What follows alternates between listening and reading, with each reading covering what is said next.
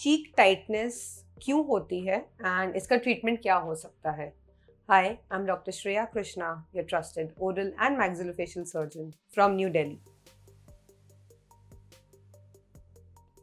चीक tightness या जबड़े की अकड़न बहुत कॉमनली हमारे चीक के जो मसल्स होते हैं उनके स्पैज़म के वजह से होता है। कॉमन लैंग्वेज में उसे स्पैज़म कहते हैं, बट टेक्निकल टर्म्स में एंड उसकी फिजियोलॉजी के लिए आज मैं आपको इस वीडियो में समझाऊंगी। हमारे जो चीक के मसल्स होते हैं वो हमें हमारे डेली फंक्शंस में हेल्प करते हैं, सच एज चबाना, खाना, बात करना, यौन करना एंड ऐसे बहुत सारे फंक्शंस। इनके मसल्स का नाम होता है masseter muscle, temporalis muscle and pterygoid muscles. अगर इनमें से किसी भी मसल्स में कोई भी इरिटेशन होती है तो इन मसल्स का नेचुरल रिएक्शन होता है कॉन्ट्रैक्शन, जिसको हम बहुत कॉमन लैंग्वेज में स्पैज़म बोलते हैं।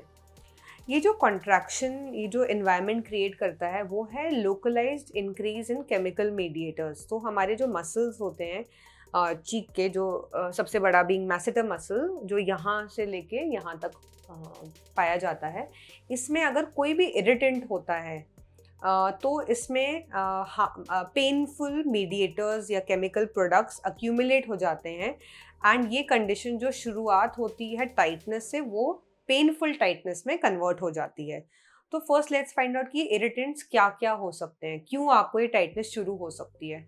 फर्स्ट इज कोई भी डायरेक्ट ट्रॉमा, मतलब अगर डायरेक्ट आपको चोट लगी अपने गाल के एरिया में तो आपको हो सकता है। सेकेंड, कोई भी मुंह के अंदर अगर आपका सिवियर कोई पेन का कोई सोर्स है, हो सकता है कोई सड़ा हुआ दांत है, हो सकता है आपका अक्ल दाढ़ है जो इन्फेक्ट हो गई है। ये सारे रीजंस हैं जिससे हमारी मसल्स एक्टिवेट हो जाती हैं। थर्ड, अगर आपने कोई भी रीसेंट डेंटल ट्रीटमेंट कराया हो और कोई न्यू फिलिंग है, कोई न्यू कैप आपने लगवाई हो जो ठीक से थोड़ी ऊंची है, तो वो भी हमारे मसल्स को ट्रिगर करती है। So these are the common reason जिसकी वजह से मसल्स में ये सिचुएशन आ सकती है। अब नेक्स्ट ट्रीटमेंट जानने से पहले first let me tell you कि आपको जाना किसके पास चाहिए। आपके जो एक्सपर्ट्स हैं टू ट्रीट दीज प्रॉब्लम्स, जो कैटेगराइज्ड है अंडर TMJ प्रॉब्लम्स, वो हैं oral and maxillofacial surgeons. Now before you are able to get treatment for it, आपको घर पे एटलीस्ट कुछ ऐसी चीज़ें करनी है जिससे आपका जो सिचुएशन है वो वर्सन ना हो।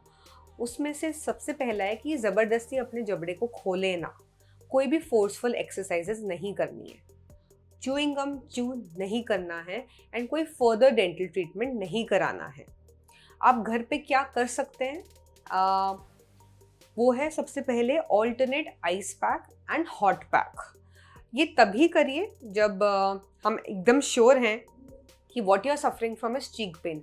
अगर आपको साथ ही साथ कोई दांत में भी दर्द हो रहा है तो ये चीज़ कंप्लीटली अवॉइड करनी है।